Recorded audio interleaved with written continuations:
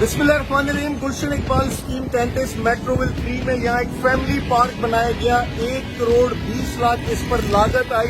1,00,000 square feet से ज्यादा इसका टोटल एरिया है। वजीर आजम इमरान खान के दिए गए फंड से इसको संवारा, इसको बनाया। इससे पहले यहाँ डंपर माफिया का कब्जा था, कचरा कुंडी बना दी थी। इस जगह पर मुख्तलिफ इलीगल एक्टिविटीज होती थी। अब फैमिलीज के लिए इस जगह को संवारा कायम किया। हमारी माशरे की खवातीन के लिए कोई महफूज चार दीवारी की स्पेस होती ही नहीं जहां वो फिजिकल फिटनेस के लिए एक्टिविटीज कर सके। हमारी खवातीन 45-50 साल की उम्र के बाद जोड़ों की तकलीफ में मुब्तला हो जाती, क्योंकि उनके पास कोई जगह नहीं होती। वो अपने छोटे फ्लैट्स, अपार्टमेंट या बंगले में थी और किचन तक उनकी रसाई होती और बाहर कोई एक्टिविटी नहीं कर पाते।